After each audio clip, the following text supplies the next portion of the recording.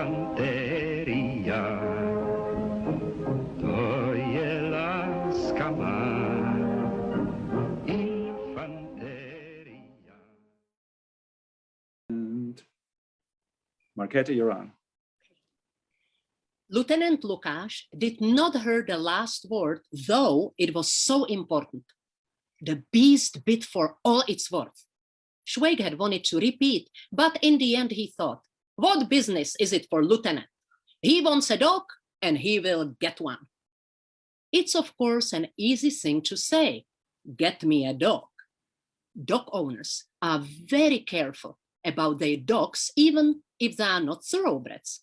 And a mongrel whose only function in life is to warm to the feet of an old woman is adored by its owner, and no one is allowed to hurt a hair on its head. But the dog, especially if it's a thoroughbred, must be instinctively that one fine day it will be purloined from its master. It lives in continual fear that it will and must be stolen.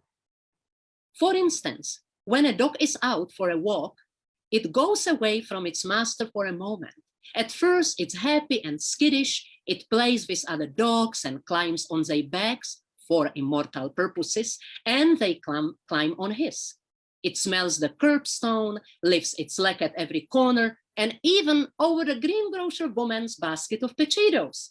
In short, it has joie de vivre, and the world seems just as wonderful as it does to a young man when he has passed his school-leaving examination. But suddenly, you notice its gaiety vanishes, and it feels that it's got lost. And now it is assailed for the first time by real despair. It runs in a panic about the streets, sniffs, whines, and drags its tail between its legs in utter hopelessness. It puts its ears back and rushes along in the middle of the street, and no one knows where. If it could speak, it would cry, Ježiš Maria, someone's going to steal me. Have you ever been in a kennel and seen dogs which are panicky? They all been stolen. The large city has evolved a special class of thieves who lives exclusively on the theft of dogs. There exist tiny breeds of drawing room dogs, tiny miniature pinchers, which fit like a very small glove into a pocket of an overcoat or a lady's muff. And they even get pulled out of there, poor thing. The savage German spotted mastiff gets kidnapped at night while it ferociously guarding a villa in the suburbs. The police dog is whisked off under the detective's nose. You take a dog out on a lead, someone cuts the lead in two, the dog's gone, and you are left looking idiotically at an empty straw. 50% of dogs which you meet in the streets have changed their master several times. And very often, after years, you may buy back your own dog, which someone had stolen from you as a puppy, once when you took it for a walk. The danger of being stolen is worst when dogs are let out to perform their small and large bodily needs. It is just when they are engaged in doing the latter that most of them get lost. That is why every dog, when it is so occupied, looks cautiously around itself. There are various modes of operation resorted to at dog thieves. They steal dog either directly in pickpocket fashion or by cunningly enticing the unfortunate creature. It is only in a school reader or natural history primer that a dog is a faithful animal. Once allowed even the most faithful of dogs to smell a fried horsemeat sausage, and it's lost. It forgets its master by whose side it is walking, turns round and follows you with its mouth watering, and in anticipation of the great joy over the sausage, it wags its tail in a very friendly way and distends its nostrils like a wild stallion when it's being let off to the mare. In Malá Strana, near the castle steps, there is a small pub. Two men were sitting there one day in the back in the dusk. One was a soldier and the other a civilian. Leaning forward to each other, they whispered mysteriously. They looked like conspirators from the days of the Venetian Republic. Every day at 8 o'clock, the civilian whispered, the maid takes it out to the corner of Havlicek Square on the way to the park. But it's a real brute and bites for all it's worth. You can stroke it. And leaning closer to the soldier, he whispered in his ear, it doesn't even take a sausage. Not even fried? Asked the soldier. Not even fried. Both spat. Well, what does the brute eat? God knows. Those dogs are as spoiled, as pampered as Archbishop. The soldier and the civilian clinked glasses, and the latter whispered again. Once, a black pump, which I needed for some kennel over the Klamovka, wouldn't look at sausage either. I followed it for 3 days until I couldn't hold any longer and asked the lady who was leading it straight out what it actually is fed on, because it was so beautiful. The lady was flattered and said that it liked cutlets best. And so I bought it a schnitzel. I thought a schnitzel was better. And do you know the brute wouldn't even look at it because the schnitzel was veal and it was used to pork. So after all, I had to buy it a pork cutlet. I let the dog smell it first, and then I ran away with the dog following me. The lady shouted, Punchik, Punchik! But where was her dog, dear Punchik? It ran after the pork cutlet as far as the corner and beyond. Then I put a lead around its neck, and the next day it was already in the kennel over the Klamovka.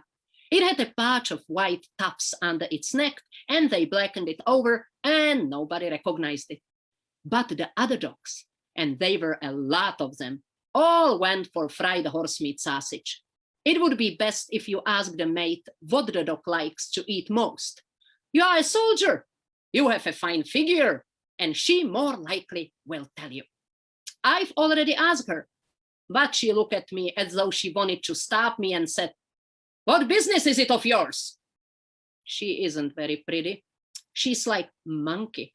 But with a soldier like you, she'll certainly talk. It's really a stable pincher. My lieutenant doesn't want anything else. It's a very naughty stable pincher. Pepper and salt, real thoroughbred. Just you are Švejk and I am Blahnik. What I want to know is what it eats, and I'll give it that and bring it to you. Both friends clinked their glasses again. When before the war, Švejk was still making his living on the sale of dogs, Blahnik used to supply him with them. He was the experienced man, and it was said of him that he bought suspicious dog illegally from the skinner's yard and resold them. He even once had rabies and was quite at home in the Pasteur Institute in Vienna. Now he considered it his duty to give his disinterested help to Soldier Švejk. He knew all the dogs in the whole of Prague and its surroundings and spoke quietly, because he had to be careful not to betray himself to the landlord. 6 months ago, he had carried away from him an abducted puppy, concealed under his coat, and given it a baby's bottle to suck, so that the stupid puppy obviously regarded him as its mommy and never made a sound. On principle, he only stole thoroughbreds and might have been a legal expert on them. He supplied all kennels and private persons as opportunity offered, and when he walked along the streets, all the dogs, which we had once stolen, growled at him. It sometimes happened that when he stood somewhere near a shop window, a dog, anxious to pay him back, would lift his leg over him and besprinkle his trousers.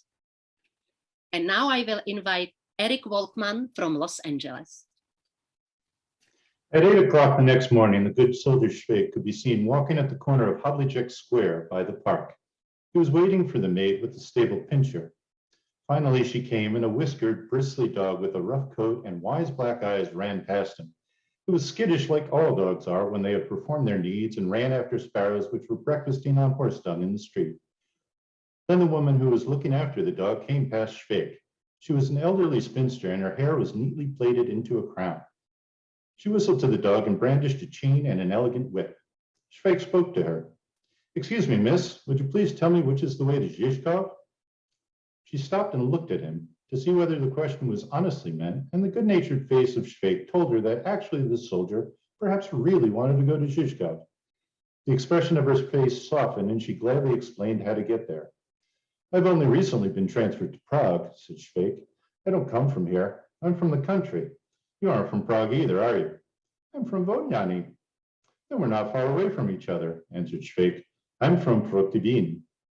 This knowledge of the topography of South Bohemia, which Švejk had acquired once during maneuvers there, filled the good lady's heart with a local patriotic glow. "Then you certainly know the butcher Pechar in the square at cont'd." "Why, of course I do. He's my brother. At home they all like him very much," said Švejk. "He's very good and helpful. He has good meat and gives good weight." "You aren't by chance one of Jarish's sons?" asked the maid, beginning to feel drawn to the unknown soldier. "I am." "And which Jarish? The one from Krchny Protivin or from Rajice?" "From Rajice." "Does he still deliver beer?" "Yes, he does still." "But he must be a long way past 60 already." "He was 68 last spring," answered Švejk composedly. "Now he has got a dog, and it goes around with him. It sits on its cart. It's just the same kind of dog as that one there running after the sparrows. A lovely little dog, very lovely." "That's ours," Švejk's new friend explained to him. "I work for the colonel here. Don't you know our colonel?" "I do. He's bally intelligent," said Švejk. "In Budějovice we had a colonel like that. Our master is very strict, and when people were recently saying that we've been beaten in Serbia, he came home in a frightful rage, threw all the plates around in the kitchen, and wanted to give me notice." "So that's your doggy?" Švejk interrupted her. "It's a pity that my lieutenant can't stand dogs, because I'm very fond of them myself." He was quiet for a moment and suddenly blurted out, "But not every dog will eat anything." "Our fox is very fatty. At one time he wouldn't eat any meat at all, but now he does again." "And what does he like to eat best?" "Liver, boiled liver." "Veal or pork?" "It's all the same to him." Švejk's fellow countrywoman smiled, since she took his last question for an unsuccessful attempt to be funny. They walked together for a little, and then they were joined by the stable pincher, which was put on to the chain. It was very friendly to Švejk and tried to tear his trousers with its muzzle. It jumped up at him, but suddenly stopped as though it sensed what Švejk was planning for it. And it walked sadly and despondently, looking sideways at Švejk as though it wanted to say, "And so now it's coming to me too?" Then she told him as well that she came here with the dog every evening at 6 o'clock, and that she didn't trust any of the men in Prague. She had once put an advertisement in the newspaper, to which she received an answer from a locksmith offering to marry her. But he had wheedled 800 crowns out of her for some invention of his and disappeared. In the country, people were definitely more honest. If she were to marry, she would only take a man from the country, and only after the end of the war. She regarded war marriages as stupid because a war bride was generally left a widow. Švejk gave her good reason to hope that he would come at 6 o'clock and went away to tell his friend Blahnik that the dog ate liver of any kind. "I'll treat him to ox liver," Blahnik decided.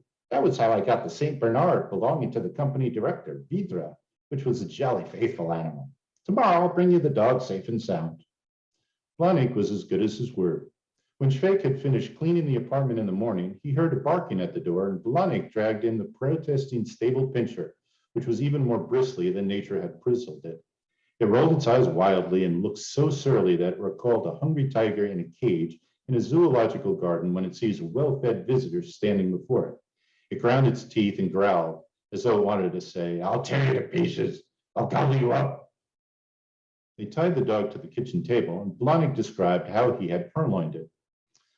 "I went purposely past it and held the boiled liver wrapped up in paper. It began to sniff and jump up on me. I didn't give it anything, but just walked on, the dog following me. By the park, I turned into Brodowska Street, and there I gave it its first piece. It ate it while I was going along so as not to lose sight of me.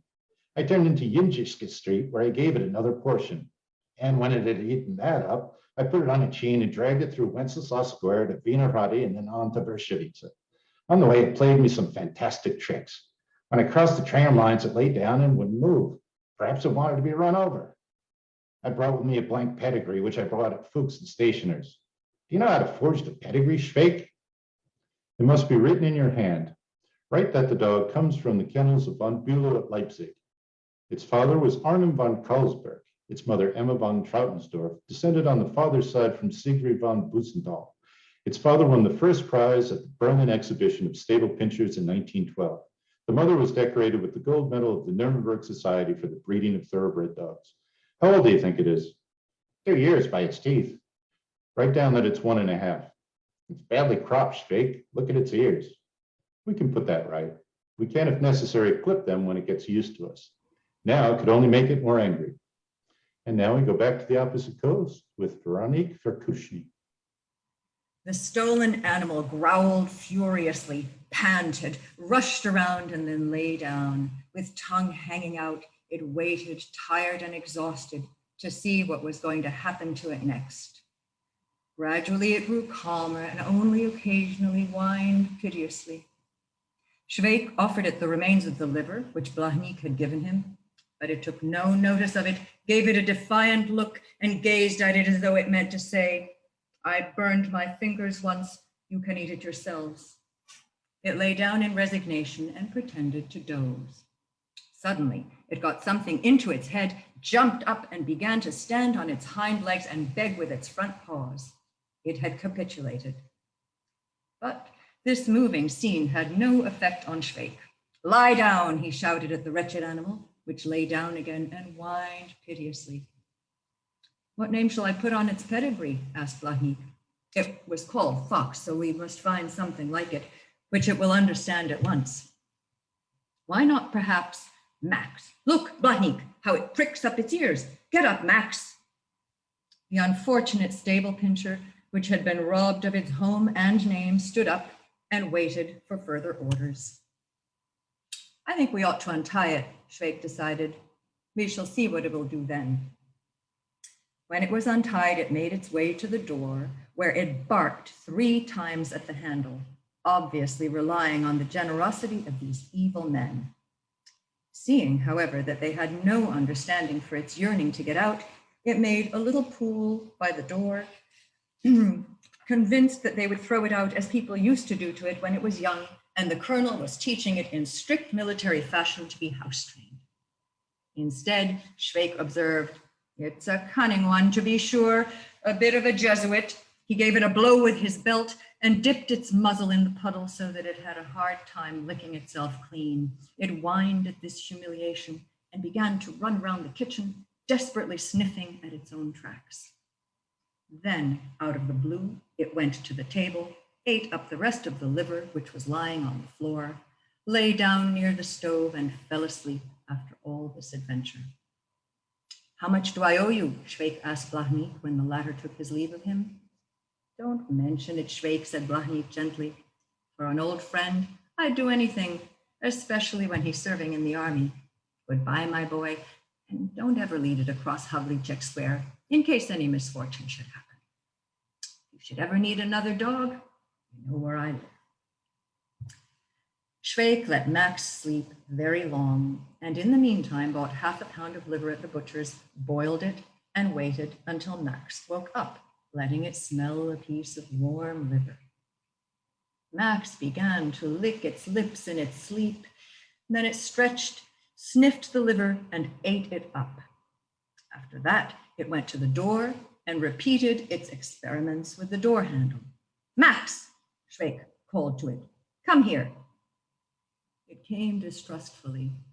Švejk took it on his lap, stroked it, and Max, for the first time, wagged the remains of its clipped tail in a friendly way, snapped gently at Švejk's hand, held it in its jaws, and looked very wisely at Švejk as though it was going to say, there's nothing to be done.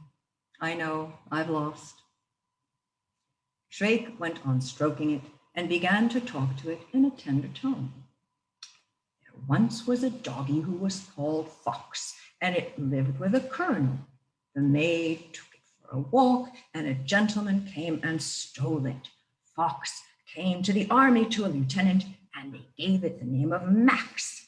Max, give me your paw. Now you see, you bastard, that we shall be good friends if you'll be obedient and good. Otherwise, you'll have a hell of a war. Max jumped down from Švejk's lap and began happily to jump up on him. By the evening, when the lieutenant returned from the barracks, Švejk and Max were the very best of friends. Looking at Max, Švejk thought philosophically, after all, by and large, every soldier stolen from his home too. Lieutenant Lukáš was very agreeably surprised when he saw the dog, which also manifested great pleasure when it again saw a man with a saber. In reply to the question where it came from and how much it cost, Švejk said with perfect composure that the dog had been given him by a friend who had just been called up. Good, Švejk, said the lieutenant, playing with Max. On the 1st of the month, you'll get 50 crowns from me for the dog. I can't accept that, sir. Švejk, said the lieutenant sternly, when you began your service with me, I explained that you must obey all my orders. When I tell you that you'll get 50 crowns, you must take them and spend them on drink. What will you do, Švejk, with these 50 crowns? Humbly report, sir, I shall spend them on drink according to your orders. And in case I should forget this, Švejk, I order you to report to me that I have to give you 50 crowns for the dog. Do you understand? Are you sure the dog hasn't got fleas? You'd better give it a bath and comb it. Tomorrow I'm on duty, but the day after, I'll take it for a walk. While Švejk was giving Max a bath, its former owner, the colonel, was thundering at home and threatening that he would bring the thief before a court-martial and have him shot, hung, jailed for 20 years and quartered. Bugger that blasted bloody swine could be heard in German all over the colonel's apartment so that the windows rattled. I'll be even with that murderous assassin. Over the heads of Švejk and Lieutenant Lukáš, a catastrophic storm was brewing. And now I turn the floor over to Ambassador Jaroslav Hašek Jr. in Los Angeles. Ambassador. Chapter 15, Catastrophe. Colonel Friedrich Krauss, who bore the additional title of von Zillagut after a village in the district of Salzburg, which his ancestors had already completely fleeced in the 18th century, was a most venerable idiot. Whenever he was relating something, he could only speak in platitudes, asking whether everybody could understand the most primitive expressions. And so a window, gentlemen, yes, well, do you know what a window is? Or a track which has a ditch on each side of it is called a road. Yes, gentlemen. Now, do you know what a ditch is? A ditch is an excavation on which several people work. It is a hollow. Yes, they work with pigs. Now, do you know what a pig is? He suffered from a mania for explanation, which gave him with the enthusiasm of an inventor expounding his work. A book, gentlemen, is a number of squares of paper cut in different ways and of varying format, which are printed on and put together, bound and gummed. Yes, well, do you know, gentlemen, what gum is? Gum is adhesive material. He was so colossally stupid that the officers avoided him from afar, so as not to have to hear from him that the pavement divided the street from the carriageway and that it was raised paved strip along the facade of the house. And the facade of the house was that part of it which we see from the street or from the pavement. We cannot see the rear part of the house from the pavement, a fact we can immediately prove to ourselves by stepping into the carriageway. He was ready to demonstrate this interesting fact at once. Fortunately, however, he was ran over. From that time, he became even more raving mad. He stopped officers on the street, and engaged them in an unendingly long conversations about omelettes, the sun, thermometers, donuts, windows, and postage stamps. It was really remarkable how this fathead managed to be promoted so quickly and to have behind him such very influential people as a general of the Supreme Command who backed him up in spite of his utter military incompetence. At maneuvers, he performed miracles with his regiment. He never arrived at any position in time, led his regiment in column formation against machine guns, and once, many years ago, at the imperial maneuvers in South Bohemia, he and his regiment got completely lost and finally reached Moravia, where they wandered about with him for several days after the maneuvers were over and the troops were back to the barracks. But he got away with it. His friendly relations with the general and other no less fed-headed military dignitaries of Old Austria brought him various decorations and orders by which he felt extraordinarily honored and considered himself to be the best soldier under the sun and the best theoretician in strategy and all military sciences. At regimental reviews, he used to start talking with the men and always ask them the same question. Why are the rifles which have been introduced into the army called Männlichers? In the regiment, he was named the Männlicher lunatic. He was extraordinarily vindictive, ruined his subordinate officers if he did not like them, and when they wanted to get married, sent up very bad reports attached to their applications. He had lost half his left ear, which had been cut off in his youth by a rival in a duel, fought merely to establish the truth of the fact that Friedrich Kraus von Zillegert was an utter imbecile. If we analyze his mental capacities, we reach the conclusion that they were not one whit better than those which had made the big-lipped Franz Josef Habsburg celebrated as a patent idiot. In each you found the same torrent of words, the same store of colossal naivety. At a banquet in the officers' club, Colonel Kraus von Zillegert said quite out of the blue, when there had been mention of Schiller, "Now, gentlemen, I saw a steam plough yesterday. It was driven by a locomotive, but mark my words, gentlemen, not just by one locomotive, but by two. I see the smoke. I come nearer and there is one locomotive and on the other side, another. Tell me, gentlemen, isn't that funny? Two locomotives, as though one were not enough." He was silent for a moment and then remarked, "When the petrol in the car is used up, it has to stop.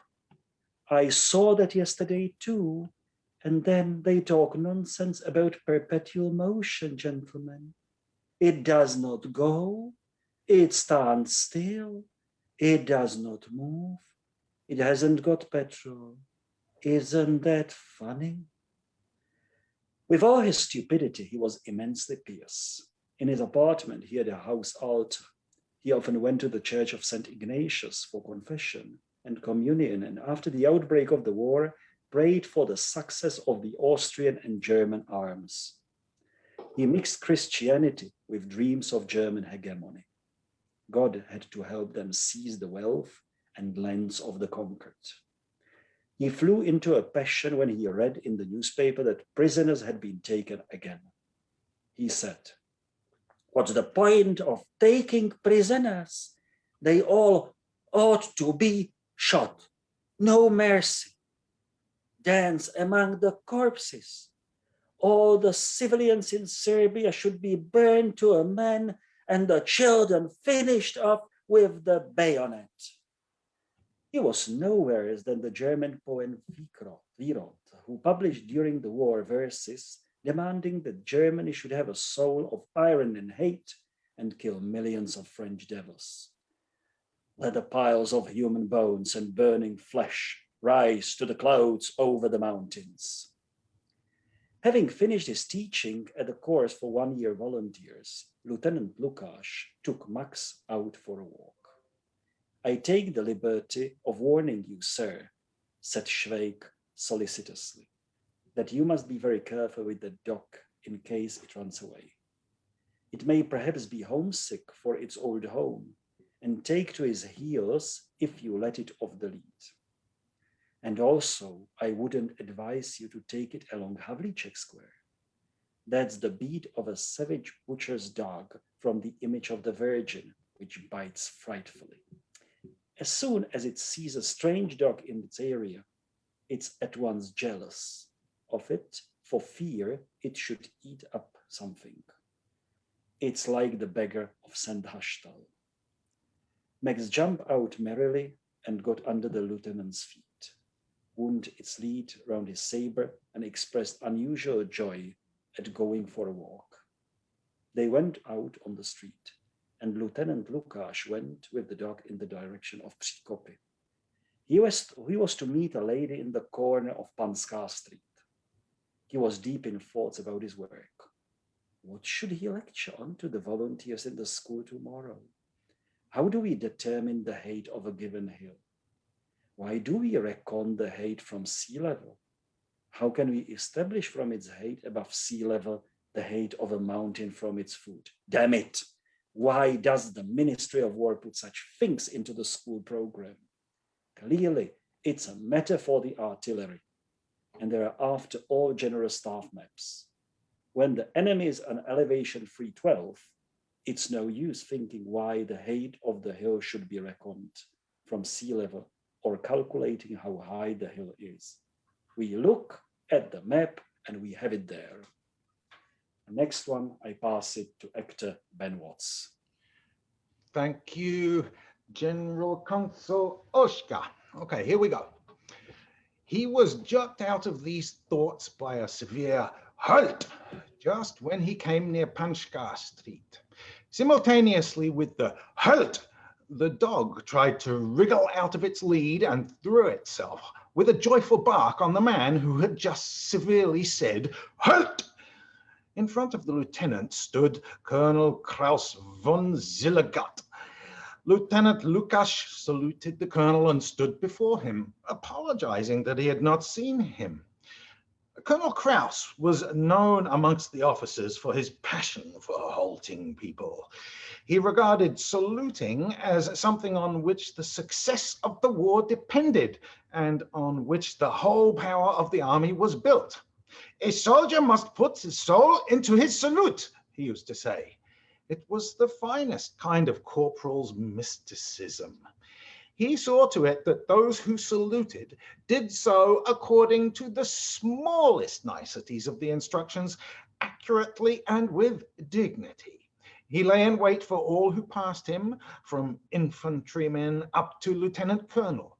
If any infantryman saluted casually, as though when he touched his cap he was saying, God bless, the colonel took him straight off to the barracks for punishment.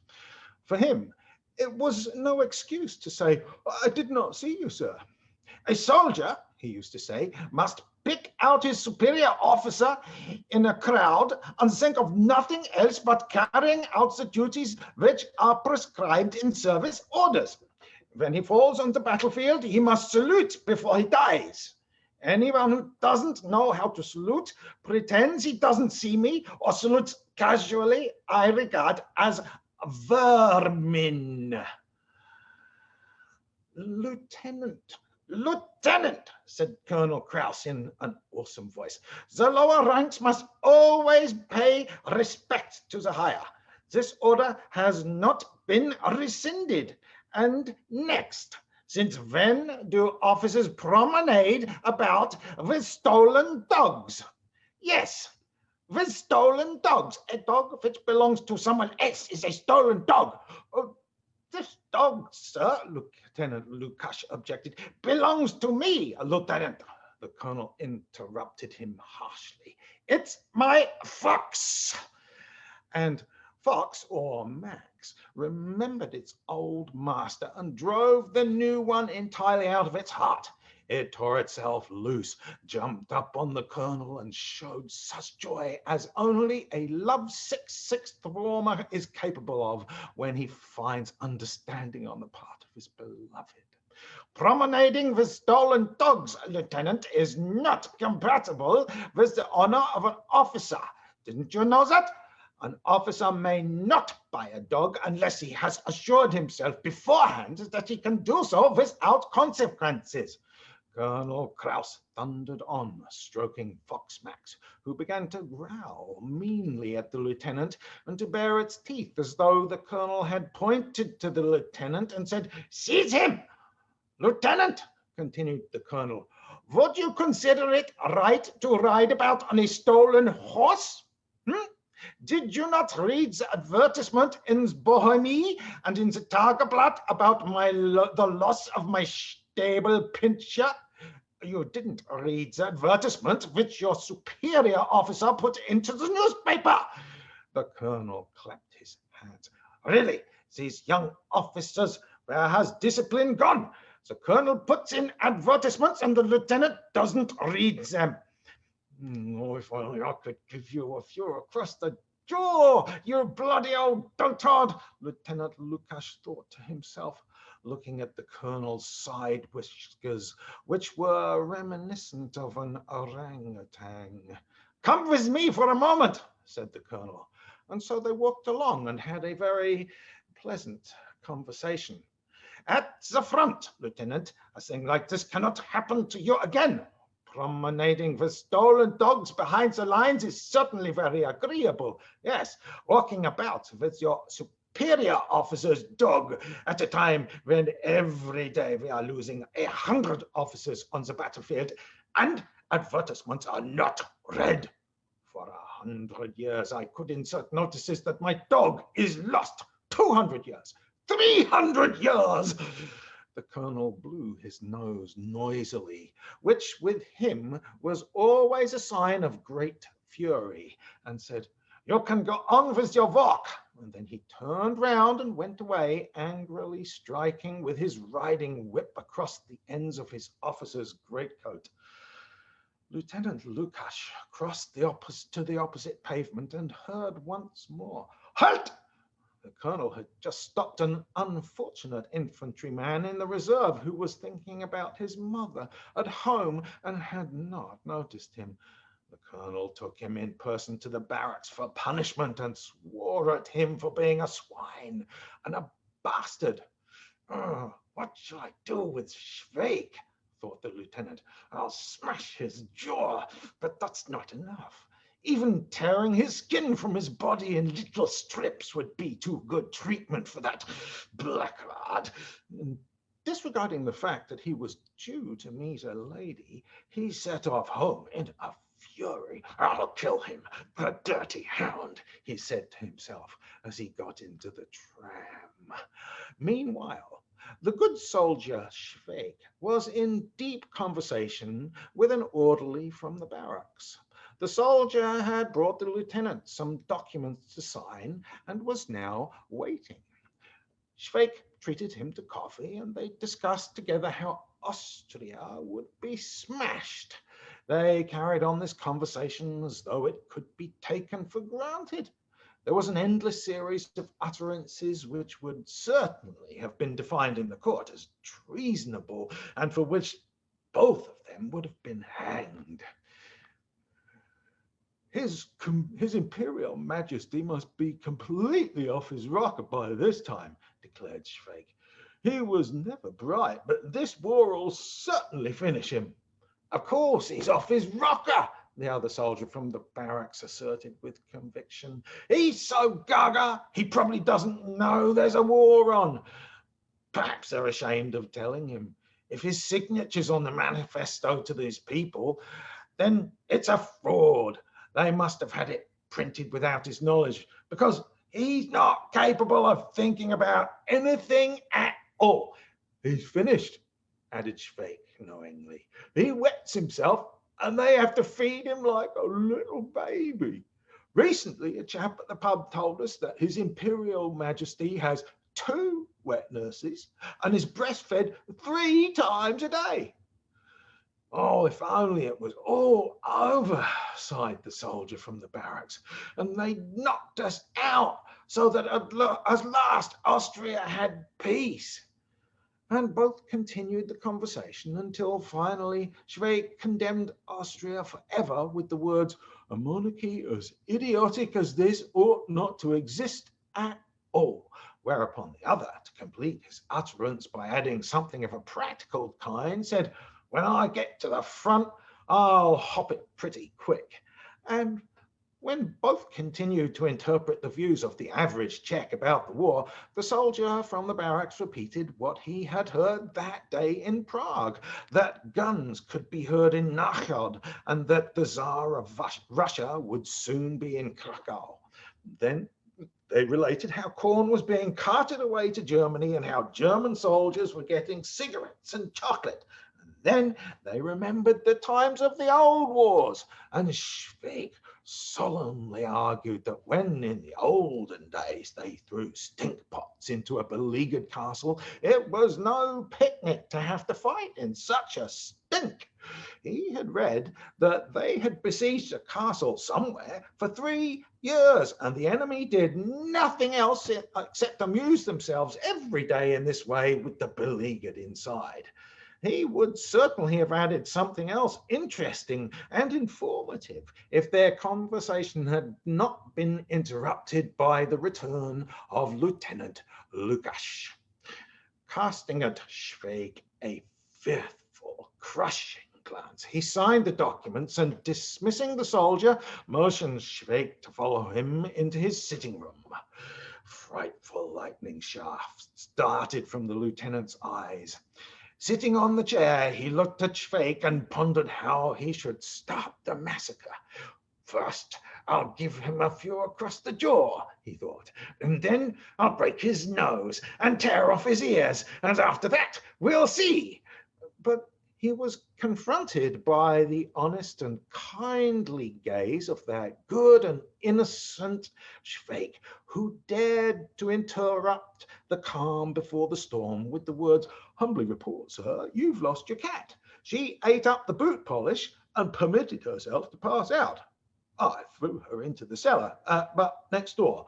You won't find again such a good and beautiful Angora cat." "What shall I do with him?" flashed through the lieutenant's mind. "For Christ's sake, what an idiotic expression he has!" And the kindly, innocent eyes of Švejk continued to glow with gentleness and tenderness, combined with an expression of complete composure. Everything was in order, and nothing had happened. And if something had happened, it was again quite in order that anything at all was happening. And now we'll pass it on to the inimitable Alex Zucker. Thank you. Lieutenant Lukáš jumped up, but did not hit Švejk as he had originally intended to do. He brandished his fist under his nose and roared out, "Švejk, you stole the dog!" "Humbly report, sir, I know of no such case recently, and I would like to observe, sir, that you yourself took Max this afternoon out for a walk, and so I couldn't have stolen it. I saw at once when you came back without the dog that something must have happened. That's called a situation.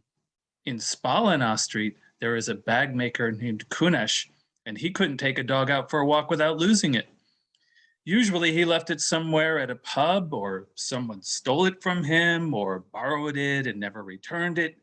Švejk, you bastard, you himmelhoud, and hold your tongue. Either you're a cunning blackguard, or else you're a camel and a fat-headed idiot. You're a real object lesson, but I tell you, you better not try anything on me. Where did you get that dog from? How did you get hold of it? Do you know that it belongs to our colonel, who took it off with him when we happened to meet? Do you realize that this is a colossal world scandal? So speak the truth now. Did you steal it or not?" "Humbly report, sir, I didn't steal it." "Did you know that it was a stolen dog?" Humbly report, sir, I knew it was stolen. Švejk, Jesus, Mary, Himmel, Herrgott, I'll have you shot, you bastard, you cattle, you oaf, you pig. Are you really such a half-wit? Humbly report, sir, I am. Why did you bring me a stolen dog? Why did you put that beast into my apartment? To give you a little pleasure, sir. And Švejk's eyes looked kindly and tenderly into the face of the lieutenant, who sat down and sighed, why did God punish me with this bastard? The lieutenant sat on the chair in quiet resignation and felt he had not the strength even to roll a cigarette, let alone give Švejk one or two across the jaw. And he had no idea why he sent Švejk to get Bohemian and Tagblatt so that Švejk could read the colonel's advertisement about the stolen dog. With the newspaper open on the advertisement pages, Švejk returned. He beamed and proclaimed joyfully, "It's there, sir. The colonel describes that stolen stable pincher so beautifully that it's a pure joy, and into the bargain he offers the finder of it 100 crowns. That's quite a handsome reward. Generally, they only give 50. A chap called Božetiech from Košice made a business just out of this. He always stole dogs and looked in the advertisements to see whether one had run away, and at once went there. On one occasion, he stole a beautiful black pom, and because the owner didn't advertise it in the newspapers, he tried to put in an advertisement himself. He spent 10 crowns on advertisements until finally a gentleman announced that it was his dog, that he had lost it, and that he had thought it would be useless to try and look for it, as he didn't believe any longer in people's honesty. But now he saw that all the same there were honest people to be found, and this gave him tremendous pleasure. He said he was opposed on principle to rewarding honesty, but as a souvenir, he would give him his book on indoor and outdoor plant cultivation.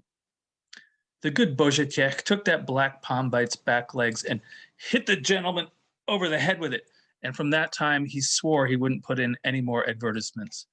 He'd rather sell a dog to a kennel if no one wanted to advertise for it. Go to bed, Švejk, the lieutenant ordered. You are capable of driveling on like this till tomorrow morning. And he went to bed too. In the night, he dreamt of Švejk, how Švejk had also stolen the horse of the heir to the throne and brought it to him, and how the heir to the throne had recognized the horse at a review when the unfortunate Lieutenant Lukáš rode on it at the head of his company. In the morning, the lieutenant felt as if he had gone through a night of debauch, during which he had been knocked many times over the head. An unusually oppressive nightmare clung to him. Exhausted by the frightful dream, he fell asleep towards the morning, only to be woken by a knocking on the door. The kindly face of Švejk appeared and asked when he should wake the lieutenant. The lieutenant groaned in bed. Get out, you monster. This is sheer hell. But when he was already up and Švejk brought him his breakfast, the lieutenant was surprised by a new question from Švejk. Humbly report, sir, would you wish me to look for another nice doggie for you? You know, Švejk, that I feel like having you court-martialed, said the lieutenant with a sigh, but they'd only acquit you because they'd never have seen anything so colossally idiotic in all their lives. Do look at yourself in the mirror. Doesn't it make you sick to see your own driveling expression? You're the most idiotic freak of nature that I've ever seen. Now, tell me the truth, Švejk. Do you really like yourself? Humbly report, sir, I don't. In this mirror, I am somehow lopsided or something, but the glass is not properly cut. At the Chinaman, Staniek's, they once had a convex mirror, and when anybody looked at himself in it, he wanted to spew.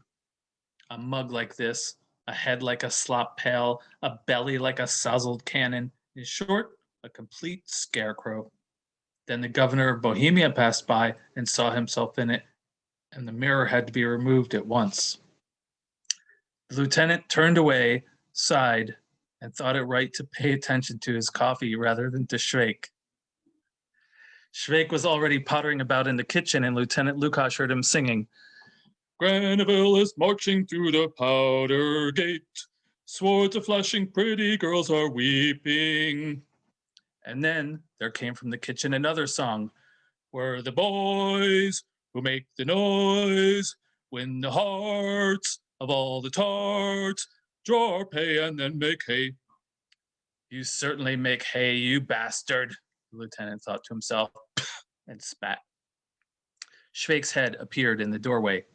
Humbly report, sir, they've come here for you from the barracks. You're to go at once to the colonel. His orderly officer is here. And he added confidentially, perhaps it's because of that dog. I've already heard, said the lieutenant when the orderly officer wanted to report to him in the hall. He said this dejectedly and went out, casting an annihilating glance at Švejk.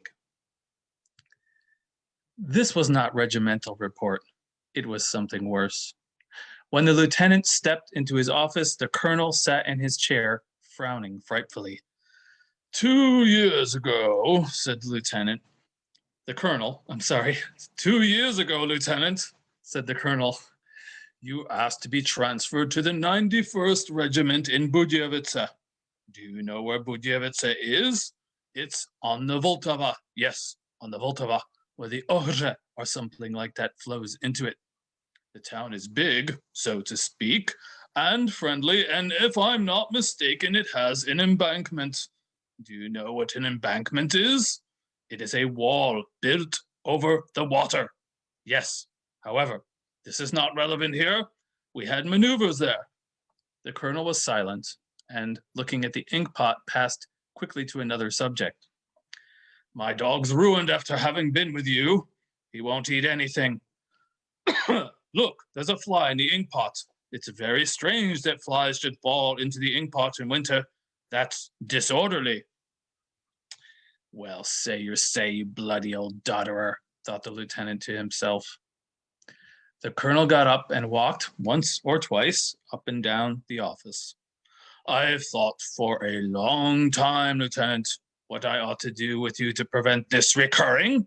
And I remembered that you wanted to be transferred to the 91st Regiment. The High Command recently informed us that there is a great shortage of officers in the 91st Regiment because they have all been killed by the Serbs. I give you my word of honor that within 3 days you will be in the 91st Regiment in Budějovice, where they are forming march battalions for the front. You don't need to thank me. The army requires officers who... And not knowing what else to say, he looked at his watch and pronounced it's 10:30 and high time to go to regimental report. And with this the agreeable conversation came to an end, and the lieutenant felt very relieved when he left the office and went to the volunteers' school, where he announced that very soon he would be going to the front and was therefore organizing a farewell evening party in Nekazanka. Returning home, he said significantly to Švejk, do you know, Švejk, what a march battalion is? Humbly report, sir. A march battalion is a maršpaťák, and a march company is a marškumpačka. We always use abbreviations. Very well then, Švejk, said the lieutenant in a solemn voice. I wish to tell you that you are going with me on the maršpaťák, if you like such abbreviations. But don't think that at the front you'll be able to drop such bloody awful clangers as you've done here. Are you happy? Humbly report, sir. I'm awfully happy, replied the good soldier Švejk. It'll be really marvelous when we both fall dead together for His Imperial Majesty and the royal family. And now I pass it back to the Master of Ceremonies, Chris Harwood, to close it out for the evening. Thank you, Alex. So with everyone's permission, I'm going to read you the epilogue. Epilogue to part 1, Behind the Lines. As I finished the first part of the book, The Good Soldier Švejk and His Fortunes in the World War, Behind the Lines, I should like to announce that 2 further volumes will be published in quick succession, At the Front and In Captivity. And in these 2 further volumes, the soldier and civilian population will go on talking and acting as they do in real life. Life is no finishing school for young ladies. Everyone speaks the way he is made. The protocol chief, Dr. Gut, speaks differently from Palivets, the landlord of the Chalice, And this novel is neither a handbook of drawing and refinement, nor a teaching manual of expressions to be used in polite society. It is a historical picture of a certain period of time. Where it is necessary to use a strong expression, which was actually said, I am not ashamed of reproducing it exactly as it was. I regard the use of polite circumlocutions or asterisks as the stupidest form of sham. The same words are used in Parliament too. It was once said, and very rightly, that a man who is well brought up may read anything. The only people who boggle at what is perfectly natural are those who are the worst swine and the finest experts in filth. In their utterly contemptible pseudo-morality, they ignore the contents and madly attack individual words. Years ago, I read a criticism of a novelette in which the critic was furious because the author had written, quote, "He blew his nose and wiped it," unquote. He said that it went against everything beautiful and exalted which literature should give the nation. This is only a small illustration of what bloody fools are born under the sun. Those who boggle at strong language are cowards because it is real life which is shocking them. And weaklings like that are the very people who cause most harm to culture and character. They would like to see the nation grow up into a group of oversensitive little people, masturbators of false culture, of the type of St. Aloysius, of whom it is said in the book by the monk Eustathius, that when he heard a man breaking wind with deafening noise, he immediately burst into tears and could only be consoled by prayers. People like that proclaim their indignation in public, but take unusual pleasure in going to public lavatories to read obscene inscriptions on the walls. In using a few strong expressions in my book, I have done nothing more than affirm en passant how people actually talk. We cannot expect the innkeeper Palavets to talk with the same refinement as Mrs. Laudova, Dr. Gut, Mrs. Olga Fastrova, and a whole series of others who would like to turn the whole Czechoslovak Republic into a big salon with parquet flooring, where people go about in tailcoats, white ties, and gloves, speaking choice phrases, and cultivate the refined behavior of the drawing room. But beneath this camouflage, these drawing room lions indulge in the worst vices and excesses. I use this opportunity to draw your attention to the fact that Palavets is still alive. He survived the war, which he spent in jail, and has remained just as he was when he had that little bit of trouble with the portrait of the Emperor Franz Joseph. He came to see me when he read that he was in the book, and he bought more than 20 copies of the first installment and distributed them to his friends, thus contributing to its dissemination. It gave him sincere pleasure that I wrote about him and described him as being renowned for his foul mouth. "No one's likely to change me," he said. "I've always spoken all my whole life just as bodily as I think, and I shall go on doing so. I'm not going to put a table napkin over my mug just for the sake of some cow or other. Today I'm famous." His self-confidence has indeed grown considerably. His fame rests on a number of strong expressions. This is enough to make him happy, and if, in reproducing his speech faithfully and accurately, it had perhaps been my intention to warn him that he shouldn't talk like that, which of course it was not, I should certainly have insulted this good man. In unrefined language, he unconsciously expressed in a simple and honest way the detestation the ordinary Czech feels for Byzantine methods. It was in his blood, this lack of respect for the emperor and for polite phrases. Otto Katz is also still alive. He is the real personification of the chaplain.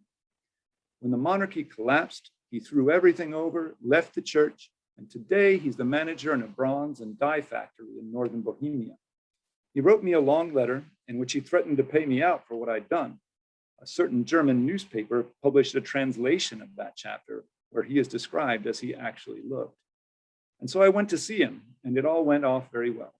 At 2 o'clock in the morning, he could no longer stand on his legs, but preached and said, "I'm Otto Katz, chaplain, you plaster cast blockheads." Lots of people of the type of the late Brettschneider, who under old Austria was a member of the secret police, are still knocking about today in the Republic. They are extremely interested in what people are talking about. I do not know whether I shall succeed in achieving my purpose with this book. The fact that I have already heard one man swear at another and say, "You're about as big an idiot as Švejk," does not prove that I have. But if the word Švejk becomes a new choice specimen in the already florid garland of abuse, I must be content with this enrichment of the Czech language. Jaroslav Hašek.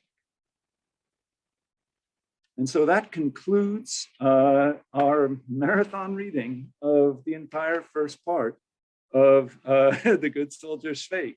At this point, I would just like to give some additional thanks, or to reiterate some thanks that we expressed at the beginning of our program, when maybe not all of you were here.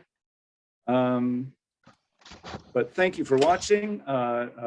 My co-producer, Suzanna, Halsey, and I would like to thank you all on behalf of the Czechoslovak Society of Arts and Sciences. And in just a moment, I will bring Suzanna out here kicking and screaming. Again, we'd like to thank the Bohemian Benevolent and Literary Association, which supports all of our programming in an absolutely fundamental way. And also the Czech Ministry of Foreign Affairs, which has supported our YouTube efforts and other programs. And we would like to thank individual donors to this event and to other ones, which give additional support to our work. And again, to thank the Czech Center for helping us publicize this event. Special thanks again to Kim Halsey and Gerard Borzák for walking us through the fundamentals of Zoom to make this webinar happen. Thanks again to our wonderful readers. I've gained so much from this. I teach this book every 2 years or so, and yet I understand it in a much more complete way after having heard all you guys read it. It's been amazing. So thank you for your time and your talent and your enthusiasm. And thanks for the people who helped us recruit you. Miroslav Konvalina, Jackie de Villiers, Edward Einhorn, Peter Horgesh, Paul Wilson, and others. Of course, check us out online. If you don't regularly already, look us up. We will hopefully eventually get maybe a slightly edited and spruced up version of this program on our YouTube channel. So you'll be able to relive these moments in whatever size chunks work for you. And so we hope to see you soon in person, hopefully soon. Hopefully we'll be able to have in-person events once again in the Bohemian National Hall. In the meantime, keep safe. And before you go, if you're still with us, I would like to bring out Suzanna Halsey, add her to the spotlight. You have to unmute yourself, Suzanna, and just say a word or two. Okay, cheers to, oh, Jesus. Thank you all who remained, and thank you, Chris. Fantastic, cool job. Thank you, Team Vera and V. Thank you, our readers, and to be on YouTube in a couple of months. We fix it. So cheers to everybody. Like, where's my, here. Cheers, cheers to your health. Cheers. Okay, well, here's to seeing everyone for a drink before too long. It's empty. Get some orzechovka. Yeah. So maybe you can bring the other people, no? Can we bring attendees now on? Bring everyone in. Yeah, you can unmute everybody. You can do whatever you want, but who's there? No, I don't think we can do that. You can elevate them to panelists. No, Yeah, we have to elevate everybody to panelists. Yeah.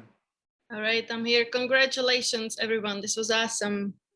Thank you. I wrote down Veronica in my thank you, but I meant Věra. A Věro, ráda vás poznávám. Jo, já vás taky, Ireno. Konečně osobně, aspoň, ano, aspoň zoomově. Aspoň zumácky. A pana Hořejše taky. Tak, na zdraví. Na zdraví. Hi, Bonnie. Já piju čaj, abych ještě nespala. A věřiny kamarády taky představ.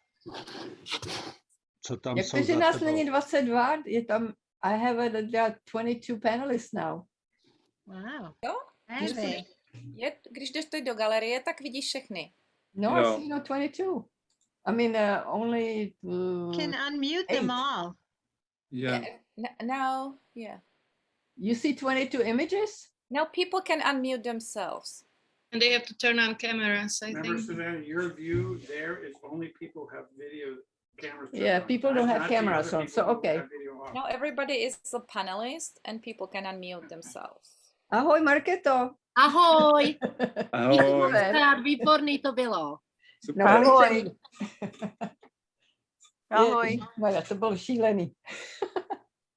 Jo, víte, že to, ale tohle to je na Facebooku, teď to taky jede, takže bacha. No, to je všechno živý, tak to zváž. Takže se chovejte slušně. Ale na YouTube to nebude, to ještě zedituješ, jo? To se edituje, Jo. no. To bude chvilku trvat, ale no.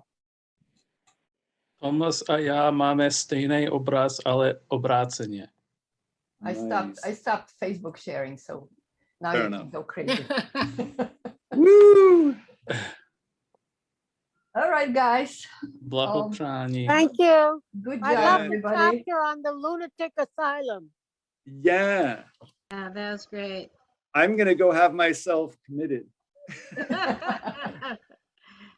I love your makeup, Vera. My makeup? It matches the image behind you. Oh, the background. Yeah, it's it's Sasha Rashilov. Oh, okay. It's the first Švejk, the one Yeah. before Hrušínský, like the one from Řeknu dobrou noc.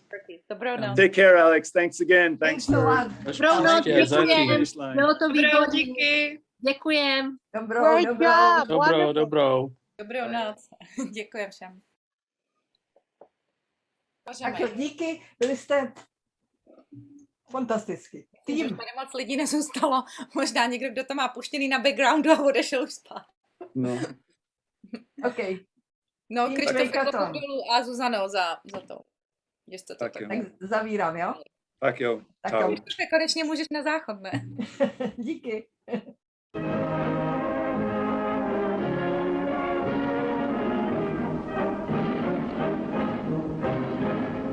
Za císaře pana a jeho rodinu. Za císaře pana a jeho rodinu. Museli jsme vybojovat Hercegovinu.